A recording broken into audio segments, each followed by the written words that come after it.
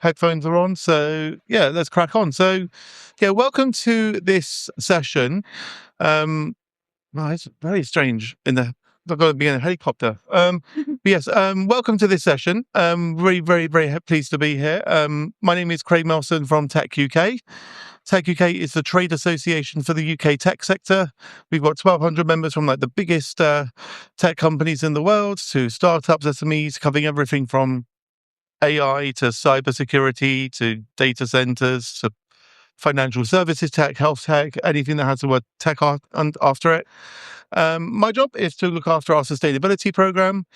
And of course, you can't get any kind of closer to sustainability and AI than what we're talking about today, which is how do you build and scale the infrastructure needed in the greenest possible way?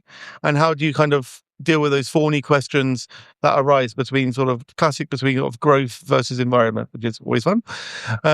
Joining me on this session on how to get the UK as a sort of green infrastructure data center leader and what the main challenge is, I've got Sophie Ashcroft and Margaret. So I'm going to ask Sophie to introduce herself, her company, and her favourite colour.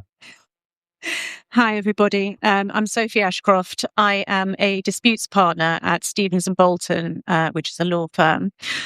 I focus particularly on tech disputes, which obviously includes data center issues for operators and customers of data centers. And broadly speaking, I suppose my job could be described as allocating risk and deciding whose fault it is and who's going to foot the bill when things go wrong, both at the design and build stage and once the data center's operational. Mark? Oh, I forgot my favourite colour. It's blue. Yeah, mine's purple. I thought you were about to say green, so that's great. Left that for you. Mine is a nice sagey green, I think, probably.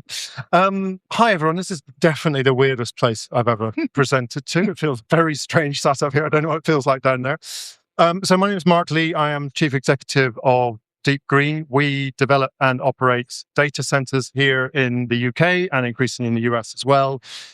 We are quite different in the way that we approach data centers. We always start with the heat side of things first. So we are totally focused around reusing all what the industry terms waste heat. We don't think of it as waste. We think of it as heat that we generate and we give to partners that sit alongside us. So we have a site in Manchester, we're building another in Bradford, and there's a pipeline of other stuff across the UK and the US as well. Thank you. So there will be plenty of time for Q&A. So do have questions sort of formulating in response to anything the panelists say, or if you kind of had burning questions to begin with, so do keep them in mind for that. But I'm going to start off actually with question numero uno, which I've written down here. So building stuff is obviously really hard in the UK. And so as planning disputes arise, especially for DCs, grid impacts, water, planning authorities and everything in between. So, how can you stress test, I guess, a DC in the pre-build stage if you're going to go through the planning application, and how can you get ahead of the issues, particularly around kind of being a sustainability can? I think it's really clear that there's been a significant increase in disputes, particularly from an ESG perspective. Also separately, but often related, planning disputes. And so it is absolutely paramount that developers and all stakeholders have a proper understanding of how and when those types of issues can arise and have done what they can do to mitigate those risks as early as possible. ESG claims have followed in the UK on from what's been going on in the US for a long time, and there have been quite a few high-profile problems of an ESG nature for data center developers in the UK recently. The one in Iver is a particularly good current example where the planning consent was granted initially by the local authority. It was refused by the local authority and then granted by central government, and was then judicially reviewed by claimants who were NGOs, local campaign groups, and the government had to concede that it had not exercised its discretion in granting the consent properly because there hadn't been a proper environmental impact assessment. And one of the features of that is something that I've seen be problematic for a lot of other data center developers, where the environmental claims or the ESG narrative in the planning application is constructed around what might be reasonable assumptions or mitigations that rely on, future mitigations rather than carefully carefully measured mitigations which are actually tied to something enforceable, so secured by either contractual obligations or by conditions in the planning consent. And conducting that sort of thorough analysis and asking at the earliest stage possible, not just does this sound credible as an ESG narrative, but would it withstand a judicial review, I think is increasingly important. That's really interesting. Have you had any experience of these disputes in practice? How do you kind of square off some of these? Thankfully not. No. Yeah. So you're doing it right. Yeah.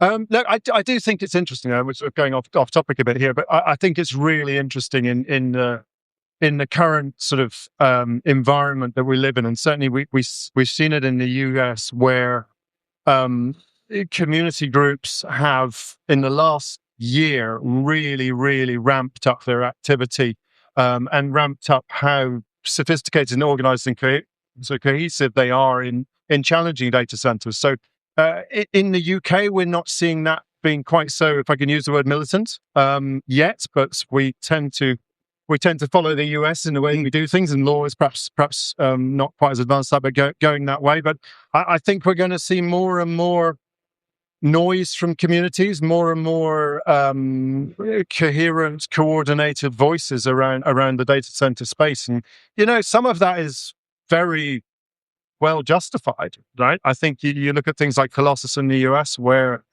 I think they've taken some pretty heavy sort of hits from the community, and perhaps some of that very justified for some of the stuff they've done. So I think we're going to see more and more of it, actually, and I think we're going to see more and more pressure groups getting coordinated around the space and probably forcing the industry to do some of the right things. And just to build on that, I'd love to know, actually, when these kind of community groups organise, obviously we have some in West London. There's a national organisation called Foxglove, which is doing a lot of work, Global Action Plan, I think, doing a lot of work to try and inhibit development for environmental reasons. For the kind of not just from a legal dispute, but also from a reputational and even political, because obviously regulation can follow the sort of public opinion. How much is like national policy, i.e. like we don't think we want to challenge this data center because it won't be compatible with the Climate Change Act, or it won't be compatible with the Environment Improvement Plan, versus we don't want this data center built because it doesn't meet bylaw 1, 2, 3, 4, 5 of this or that kind of county council? I think it was actually Foxglove who coordinated the challenge to the decision for the Ivor Centre. I think if you're going to bring one of these types of claims, you are going to articulate every possible head of claim. So potentially some or all of the types of things that you just mentioned would go in there. But going back to what Mark was saying and thinking about the US market, it is absolutely the case that how particularly this type of dispute is financed and run has followed the US market. And so where you have what we call in this country group litigation, class actions in the States, those are often funded by commercial litigation funders, and it's a big business. So the NGOs and other local campaign groups who might have, as Mark said, perfectly legitimate concerns are in a better position than ever now to find the backing that they need to run what can be extremely expensive litigation, which just wasn't really the case not that long ago. And I think we will see an increasing surge in these sorts of challenges. Can I maybe jump in? I mean, I think just to take it a slightly different direction, I think we as an industry, like the data center industry, I think we need to do a much, much better job at communicating and providing information and being open about how we're doing things, what we're doing. What I see a lot of the time, and it's not just necessarily big tech, but what I see a lot of the time is people reacting because they have to, right, to questions, and the industry ends up being on the back foot. And I think there's a danger, and there's certainly a reticence to putting too much information out into the market early in terms of projects. But I do see an industry that is communicating less rather than more. And we would like to see the industry being either forced or wanting to communicate more in terms of some of the environmental stuff they're doing, some of the different levels of technical levels that they are achieving within their data centers, because data centers are all very different in what they do and how they do things. So I would love to see that level of communication into the market. So when people are pressuring data centers to do things, and when people are thinking about how you go about making a good data center, whatever that might mean to different people, there's actually a level of understanding. There's a level of coherence to those discussions, because people are coming from a position of understanding the fact. I think there's always a real tension, isn't there, as you were saying, between not wanting to commit too much in how much you're putting out there, particularly because data center developments often do change a lot during the course of the project's life cycle. And if you've said at the beginning, well, we're going to use this type of cooling or whatever it might be, and then you use something different, in the end, somebody will find fault with that. But that needs to be set against allaying the concerns of a large part of society, which just sort of has an objection to big tech and data centers in general, and that's about education, as you've said. Yeah, and I think that strays into planning, government policy as well, where the government's tried very hard around things like AI growth zones. And I think we'd probably all say that that's been great for the top end of the industry. It's actually not created much behind it for the rest of the industry. But I see planners wrestling with an application for a data center that's probably trying to do the right thing. And I'd like to think that they're educated enough. They're trying very hard, but they're trying. I think it's on us to educate people better, to be able to ask us the right questions. And one thing that I'm a big advocate of, and I keep saying this on these panels in the hope that someone will see a business opportunity and take it, is I think data centers should have an EPC, right? We have this, and I don't know whether you're all from the UK or not, but when you sell a house in this country, you need to list a whole load of different stuff from an environmental perspective, and you get different points for insulation, double glazing, et cetera, et cetera, et cetera. Great, do it for data centers. So when people look at a data center, they can go, oh yeah, it's a closed loop system. It doesn't use water. Its PUE is 1.17 versus 2.1. And then you can actually start to look at all of those things. Now, data centers are different, so they will score differently on those, but it would at least then allow people to properly understand what they were looking at. So that's again, I'd put that out there. If anyone's looking for business opportunity, I think it's a great one. We'd love that. I think that'd be good, because that's an objective measure, isn't it? That if there was a system in place, as there is for houses or residential houses, it couldn't really be questioned in the same way that a lot of complaints about greenwashing and other sort of ESG claims is, well, how have those how have you calculated those numbers? How have you, what have you actually factored into the equation when you're measuring your, direct and indirect use of water, or, whatever else it might be? And that would be a different way of doing it.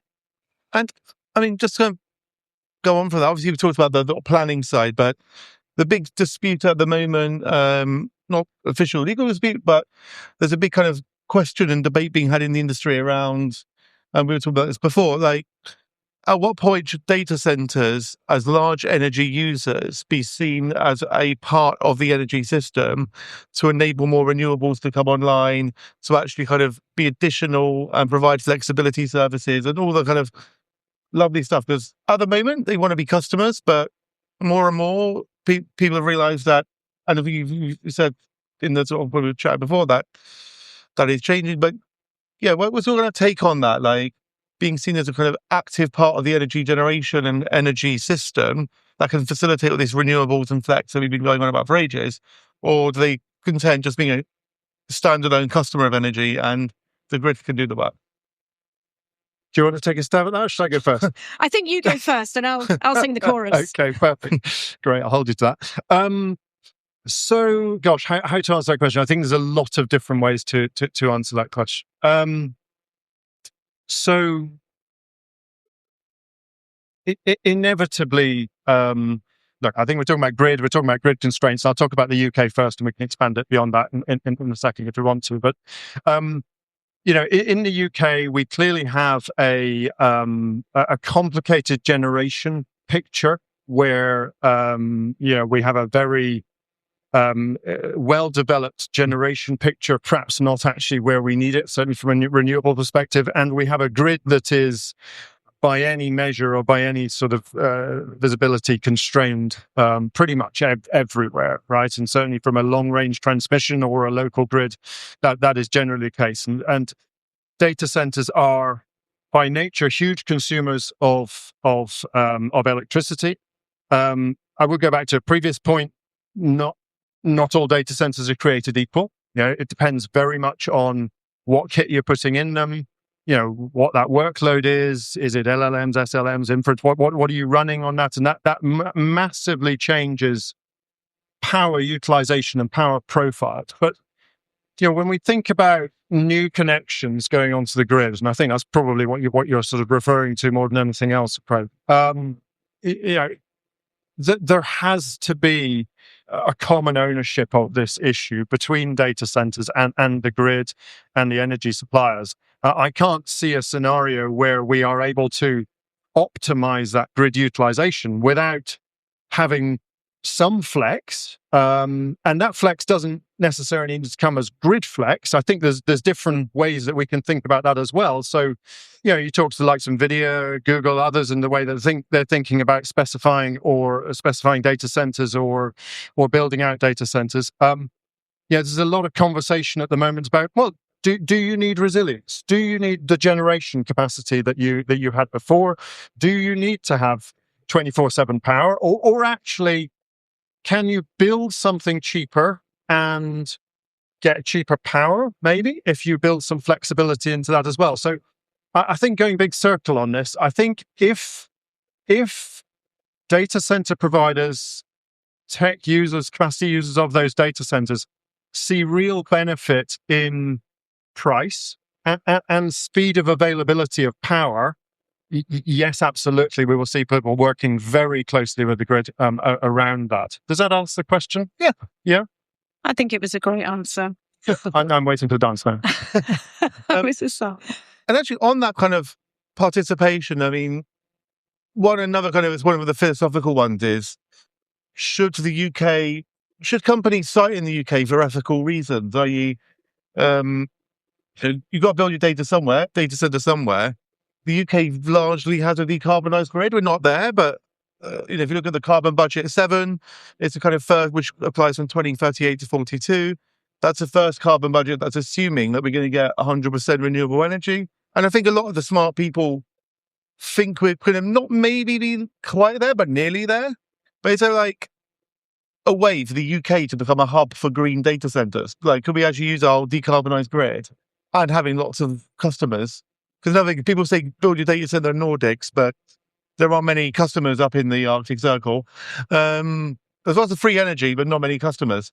So, it's a kind of like almost ESG need, I guess, to build in the UK versus Texas or Abu Dhabi or Madrid or something like that.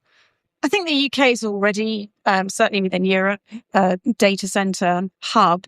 But being a small country, we've got a problem with, appropriate sites. And then where a lot of data centers are, there are already a lot of data centers in those areas. And there are problems that can arise out of that, where one thing goes wrong in that area and that can affect several data centers at the same time, with the sort of concomitant problems down the chain that causes for whoever the customers might be. And we've seen examples over the past few years of, terrible situations in the NHS where hospitals have had those kind of problems. I've acted in a couple of disputes, those myself. But leaving that aside, should we be building more? There's a lot of moving parts, I think, in that. There's the availability of renewable power in different locations, and that's sort of better up in the north than it is down here. And then how the new system for positioning in the queue for a grid connection is going to sort of fall out. So we're still sort of getting to grips with that at the moment. In principle, that should allow project ready and needed, necessary projects to proceed more quickly, but that still remains to be seen. So there's a lot of overlaying regulation, I think, that is the direction of travel. Is there's going to be more of it that has a slightly or perhaps more than slightly inhibiting effect on development, and it's sort of difficult to see that we could really, being a small country and having all of that as well, massively increase beyond what's already sort of in the pipeline. Yeah, maybe I can jump in and take a slightly different tack on that if I can. Look, I think from a data center perspective, when we're talking about power, I think there's two things. One is the availability side we were just talking about there. But the inescapable fact in the UK is that our power price is one of, if not the most expensive in Europe, right? So you sort of look at that on a global basis, and I won't get into creative AI in the UK and how fast that's going to go and all that kind of stuff, but it will grow, and it will grow at a pace, and we will need some capacity to house that, whatever shape or form that looks like. But I think that we are starting to see I don't know how many speed, let's call it 2 speed for a second, build out of data centers, right? We're starting to see those very large, and if you speak to NVIDIA, they talk about gigawatts these days. It's not kilowatts, it's not megawatts, everything's gigawatts and possibly terawatts. Who knows what comes next? But they're all about gigawatt campuses, right? And that's being driven by a need for LLMs, large language models, and very, very big single instances of capacity. So if you look on a global basis, typically an LLM runs, it doesn't need particularly low latency, so it doesn't need to be proximate to the demand particularly. So they will run on a continuous basis, and they are extremely power hungry, right? So when you think globally about that, you're going to put those in areas where you can get power relatively quickly, and it's really, really cheap. Right, so you think Texas, you think Europe, you've got 3 or 4 euro cents in the Nordics, great. So you're going to put them there. And that's what the Nordics is being driven by. It's not being driven by people in Sweden and Helsinki playing around on ChatGPT. It's being driven by the power price. So those big instances are going to those geographies. My view, the UK is not going to get those. Unless there's a requirement for a sovereign LLM, we're just not going to get those unless someone is able to achieve a very big private wire in Scotland. Right, so they'll basically bring your own power. So they're able to get an off-grid power at a price way below what we're able to achieve on the grid. But then the second speed, if you will, is going to be devolved data centers across what we like to talk about as being in the fabric of society. So these are instances that are quite a bit smaller. They are proximate to population, so they are low latency. They are driving things that you're doing on your phone, things that need instant responses. So perhaps some SLMs, but certainly once you get to the whole rollout of AI inference, that is going to need to be proximate to where we are. So when I look forward to the UK, I think I see a world where there may be some of these big LLM-focused hyperscale type things up in the north of the UK.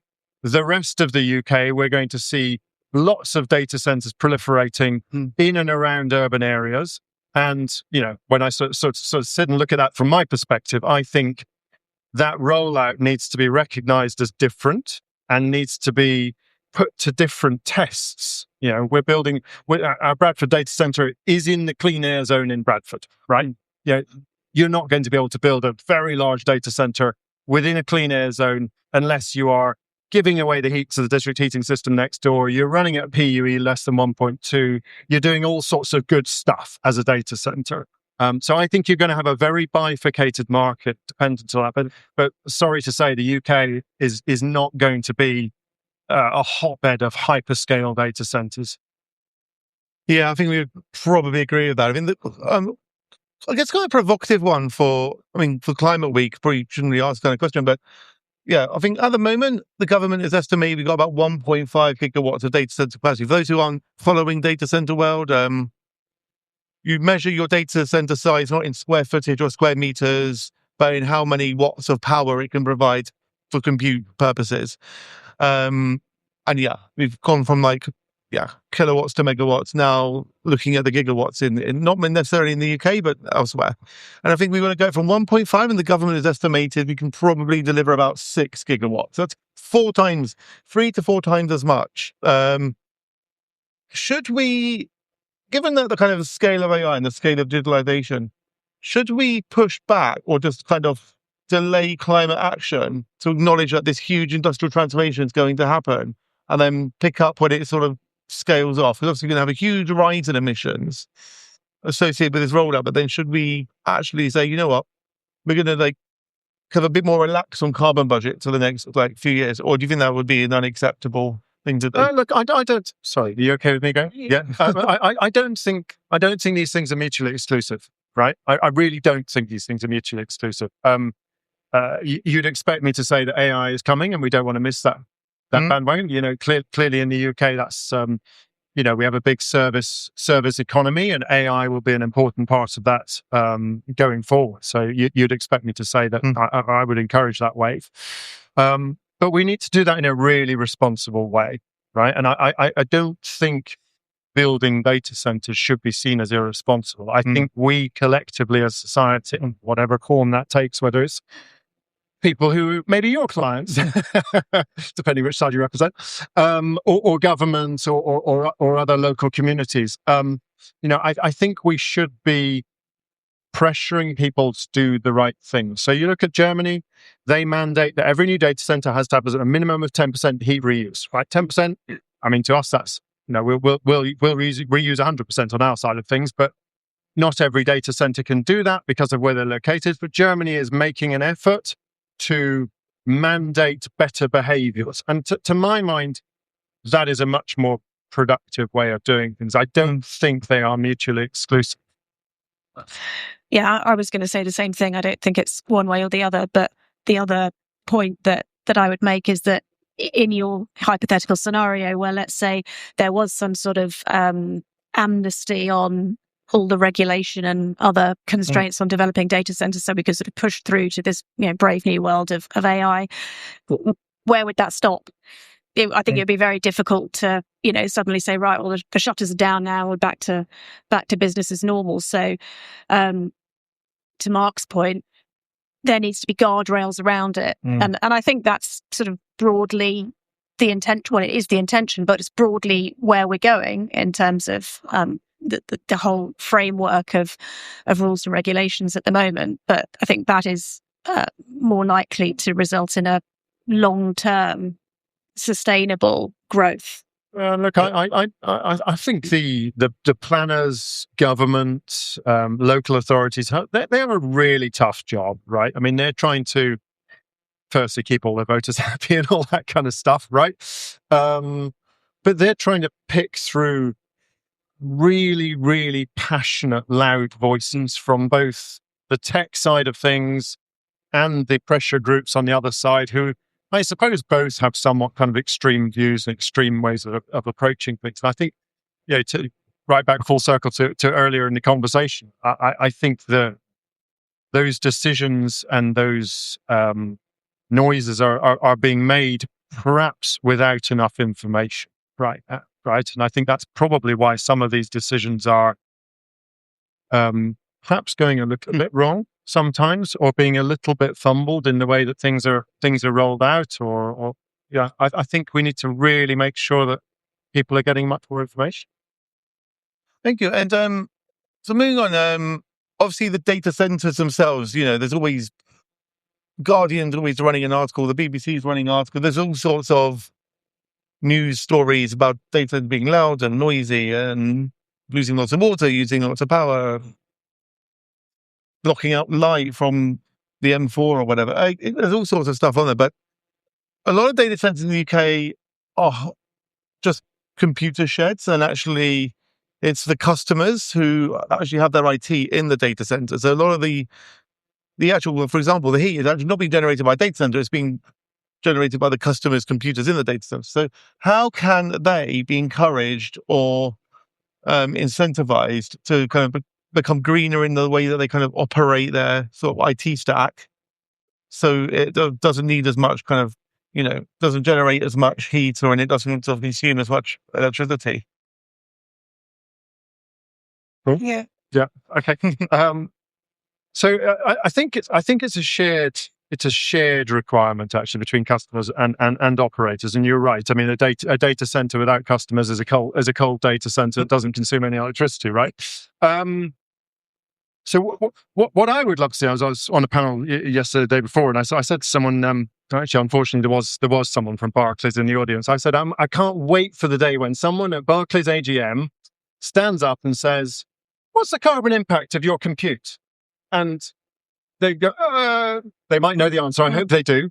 But, we need that kind of pressure from customers to sort of force data centers to do the right thing, and to force the buyers of compute to do the right thing. Because I think we're still in a world where price always comes first. I'm not going to get into the sort of geopolitical environment, but I do think we've perhaps leveled off on progress, if not gone slightly backwards in the last few years in terms of our environmental sort of pressure as a global community of industry.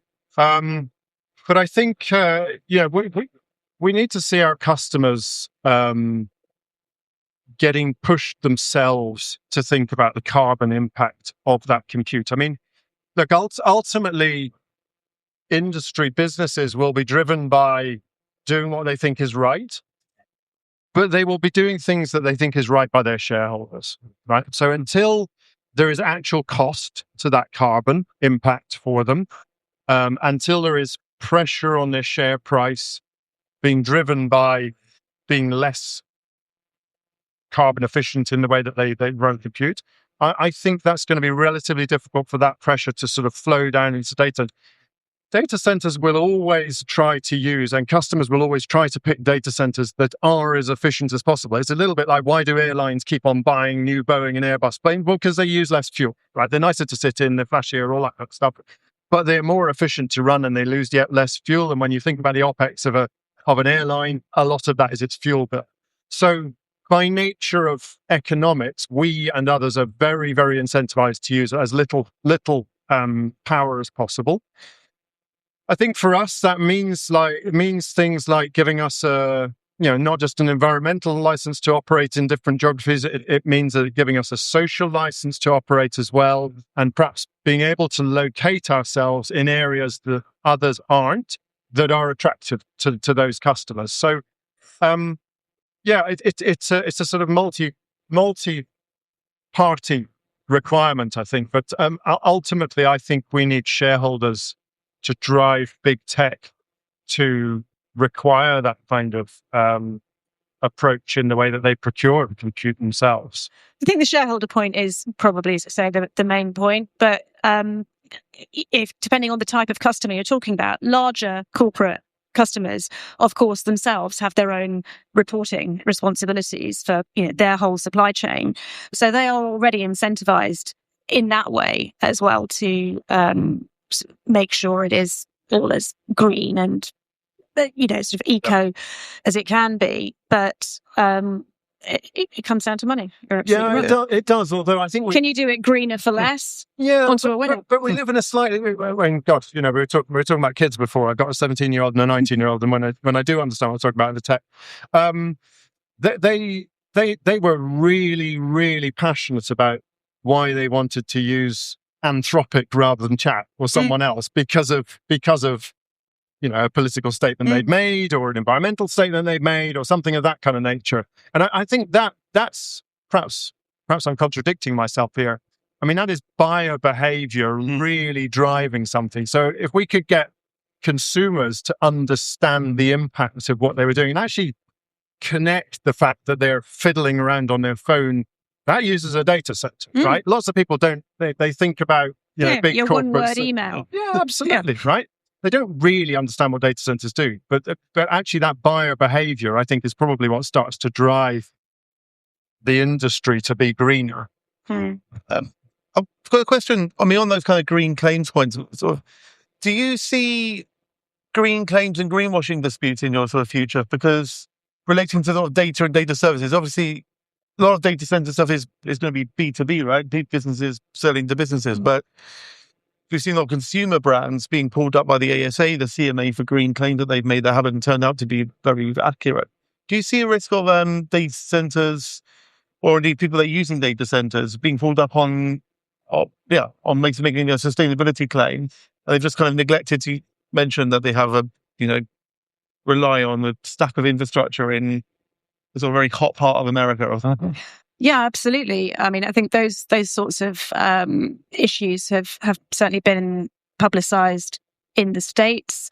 I'm struggling to think of something that's specifically greenwashing as opposed to more general ESG kind of planning concerns in the UK data centre market. But I'm sure it will happen. And I think the same principles apply to those sorts of statements as to any kind of public statement made by that sort of company, and not just in the green context either. You know, if your marketing material makes claims that your moisturizing cream is going to make you look 10 years younger or whatever, you have to be able to back that up. And the same principle applies to everything, in that if you're going to say, we are a data center that uses, almost no water or absolutely no water, make sure that if someone comes along to challenge you on that, you're going to be able to substantiate it with evidence that isn't going to be contradicted by something somewhere that might be further up or down the chain. You need to be looking not just at what you're doing on premise, but your whole supply chain,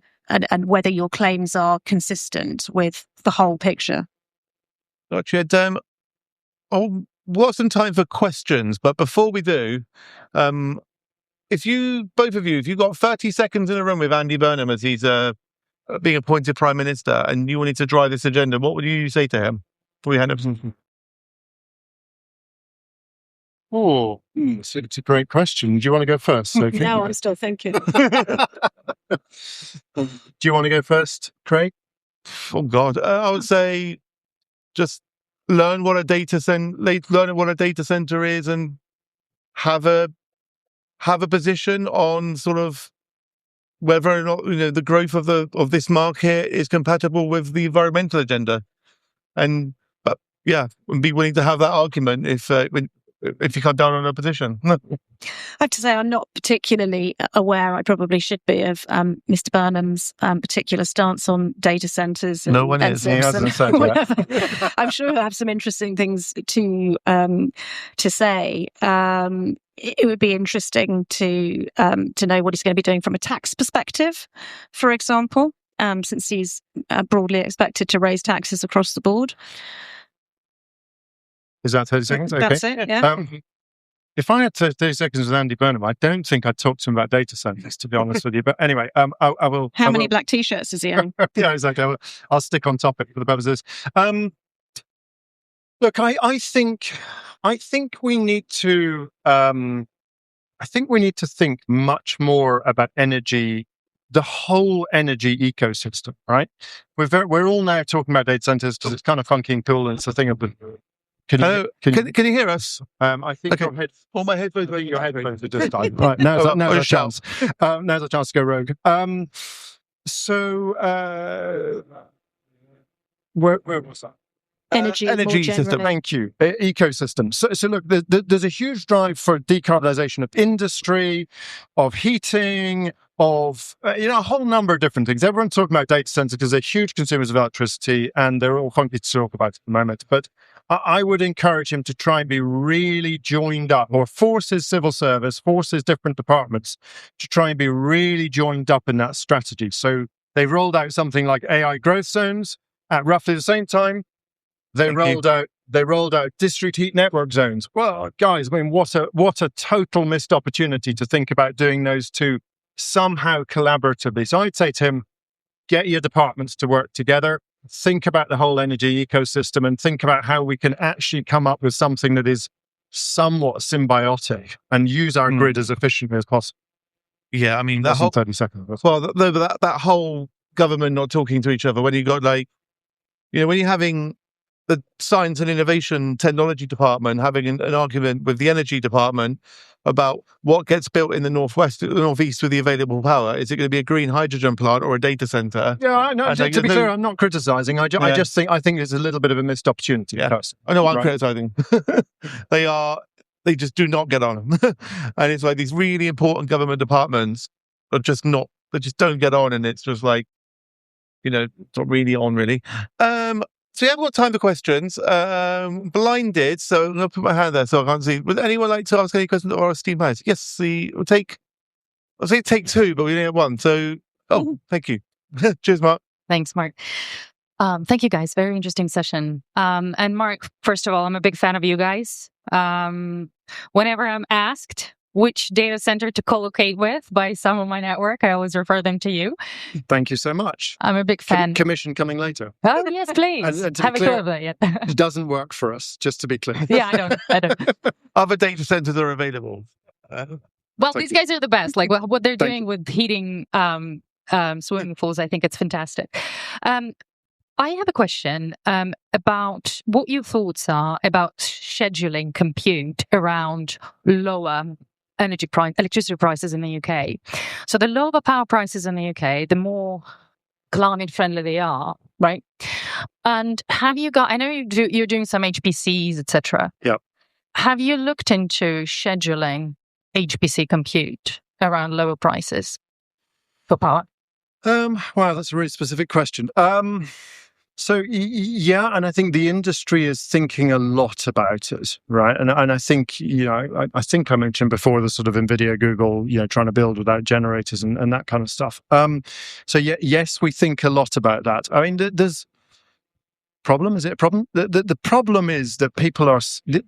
This kit is so expensive that people are almost required to run it 99.59, whatever it is, 99.999% of the time to optimize their capital model or whatever it is. So the industry is chasing uptime, right? So that's a sort of simple answer to the question. Then you get into the world of workloads and what that looks like and how we can.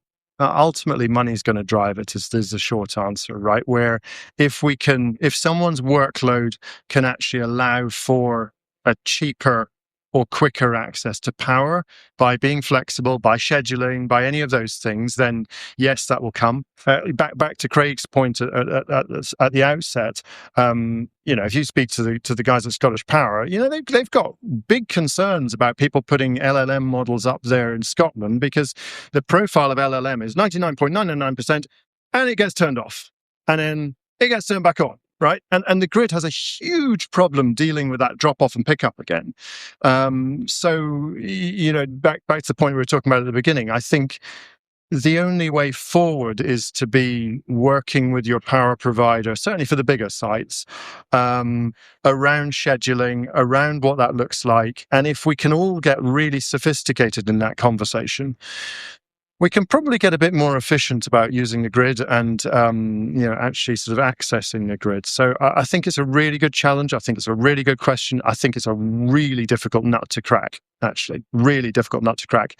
And I'd imagine that if we all get it even a little bit wrong, Sophie's probably going to have loads of work.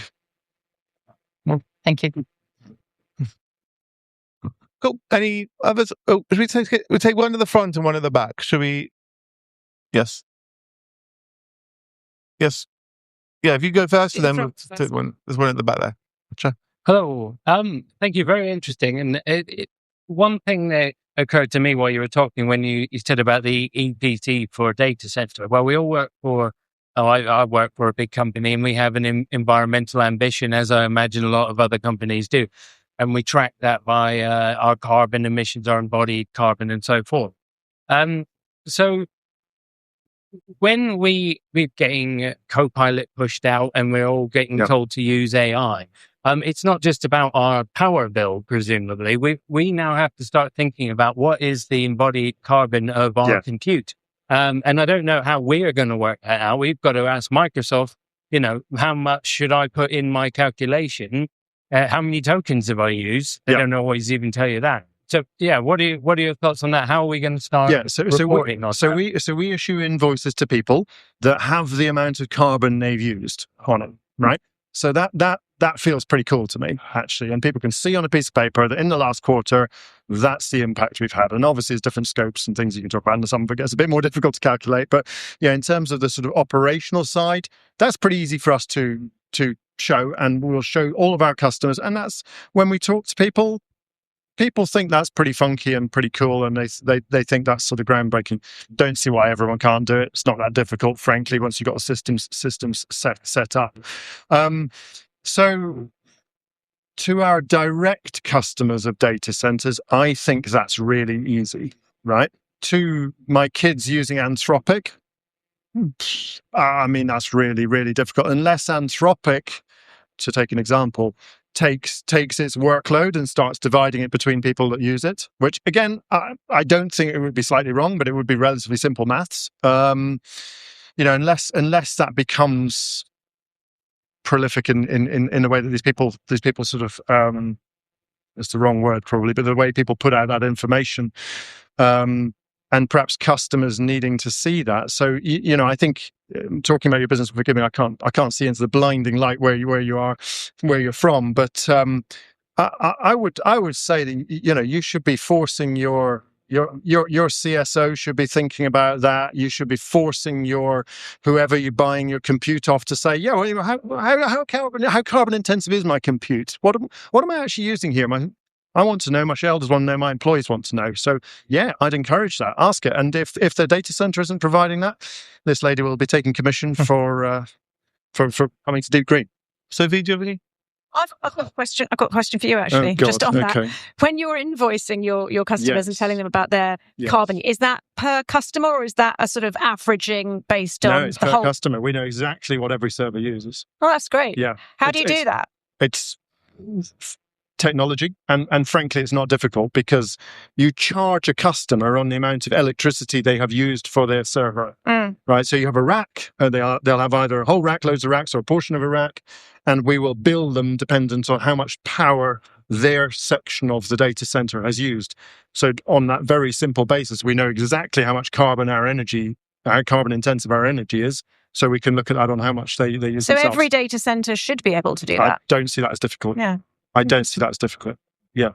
It's a technology thing, but it's difficult. It shouldn't be difficult. Yeah, we've had members routinely, they can supply electricity figures, but then I don't know if it's because they're scared of greenwashing or giving misleading information, because there's all sorts of variables that go into carbon emissions calculations I think you guys are one of the only ones. I think Microsoft might have done it now, but it has all these legal disclaimers that kind of make it really boring. If Lewis is trained, would let him turn up, we would have asked him that question, right? But if you're an Azure customer, for example, they'll give you a carbon profile, but then it's so full on with little disclaimers. You're kind of I don't know if I'm going to trust that or not. Chap at the back, I think, had a question. So a silhouette, because it's right under the sort of the bright lights. No. Unexpected to. Thank you very much, guys. And the light is pretty blinding, so I definitely sympathize. Thank you for your insights. My question is this. So over the last 5 years, we've seen this massive shift on the institutional investor side to want to invest more sustainably. When that comes to infrastructure projects, there's this pent-up demand, at least in my experience, for infrastructure projects that meet sustainability criteria like the EU taxonomy, which itself goes into a lot of detail on, what a green data center looks like. So are you finding in your experience that being able to tick these boxes in terms of PUE, WUE, being able to evidence principal adverse indicators, are you finding that it is limiting access to green capital, or how is that sort of scenario played out? Yeah. Have you been talking to our investor? No, I haven't. So I should clarify. So we are part funded by Octopus from two funds in the Octopus Group. One is their Energy Transition Fund, which, as the name would suggest, invests in businesses that are around the energy transition. And the other is their Sky Fund, which is a fund that owns some of the similar assets, but also a large number of renewable generation assets. So it is very important to both of those. They both subscribe to the EU taxonomy regulations as well. So we report as a business because they report as a fund under EU taxonomy. So we're very familiar with that. If that feels like the best European regulation for data centers to look at it and to subscribe to. It's a little bit of a blunt tool because it covers lots and lots of different people and lots of different sort of scenarios in lots and lots of different locations, right? But back to my data point, I think it's a really good, perhaps starting point or guiding principle of where businesses should be reporting. I haven't answered your question at all. So your question was, does that sort of drive allocation of capital and access to capital? This is going to sound really arrogant. It's not meant to. Everyone wants to invest in data centers from a professional community at the moment. There's no positive capital at all, frankly, whether it's banks, PE, infrastructure funds, etc., etc. There really is no shortage of capital at the moment.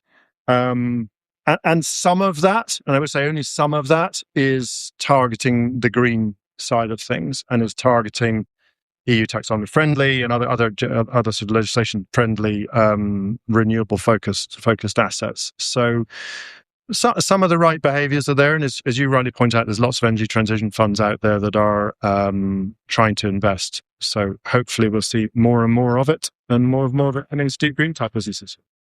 Does that answer? It does. I think just to give a little bit more context there, you have this. Yeah, so I've worked in finance all my life, and the biggest driver of how capital is allocated, in my experience, is regulation. The rules change, and everybody has to comply. Now, you have this pent-up demand on a lot of institutional investor sides, whether that's pension funds, endowments for all these sort of projects. But I find that a lot of sorry, can you hear me? Yep. Okay. I find that a lot of okay, thank you. So you have this pent-up demand, sorry, just to rephrase, on the institutional investor side. And to your point, the project developers themselves they basically have money being thrown at them at this point, right? But if we're saying, if we are to fund a greener, more efficient build out, then it's really important that the facilities being built today are fit for purpose in terms of their water usage or power usage, because the sentiment is coming back around, right? Right now in the United States, there's this sort of tension brewing between, the public and data center developers around sort of their negative effects. So, the context there is, if you have the pent-up demand already, and all you have to do is show DC developers a way to be greener in order to access green capital, then you've perhaps really created a system that works better in the long term. So just adding that context. Yeah, no, thanks for that. Appreciate it. I agree with that sentiment. Cool. Probably got time for one more. If anyone would like to ask a question. No, then. Well, thank you very much, everyone, for. Craig, there is one at the back, right in the green at the back. Maybe two of them. So yeah, let's try to take the two questions together. Sorry, the light kind of blinded you up. If we could take both questions together, please. Thanks for spotting me there. I work for Green PT. It's the Green Alternative LLM. Coming back to I don't know if you've heard of them already. They're awesome. Okay, brilliant. I'm glad you've heard of them. Just coming back to that scheduling question, have you thought about scheduling depending upon what energy use is being used from a carbon perspective, like solar obviously being more beneficial? Just alternative mechanisms for scheduling that link directly to carbon intensity. Gosh, that's a really, really detailed, good question. I think I'm going to have to think properly about how to answer that and say we'll speak afterwards. Phew. I mean, I think the big question I have around, I suppose this is all embedded into the sort of primary issue with renewable generation, that it's not constant, right? And certainly when you look at something like solar, the big debate is, what kind of battery storage, what sort of capacity storage you have around that. And therefore in the UK as well, sadly, with the weather we have, that probably you need some kind of grid backup as well. So, look, if we can be very efficient in the way that we use that power, and again, I hate going back to the economic argument, but if we have a user that is willing to operate with less resiliency on the power generation side of things, I think we can make something very economically viable.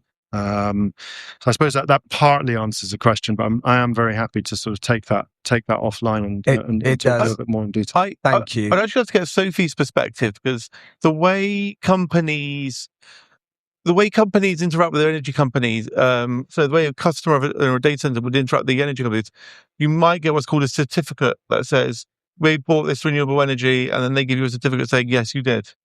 But it's a bit shaky. So have there been disputes, or do you think people could be legally challenged that you said you're using 100% renewables, but you're not? Do you think that could ever arise as a sort of dispute based on the regos and the certificates? Yeah, absolutely. I mean, I had a dispute quite recently, not quite of that nature, but to do with regos.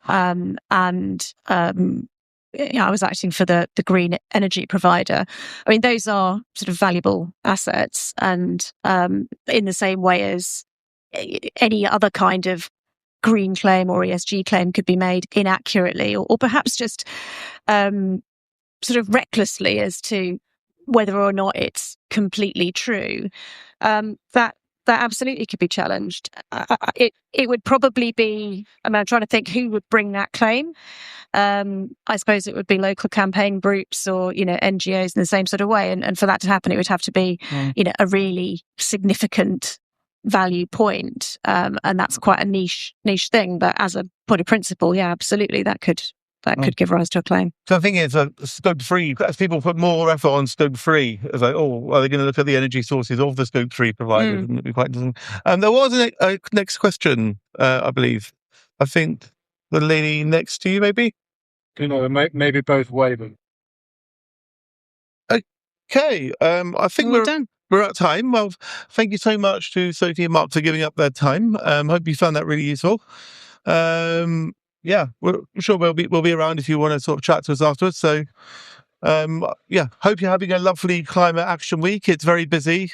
Probably got some more events kind of coming on to Wednesday, Thursday, Friday. So have a lovely climate action week. Enjoy the show, and thank you very much.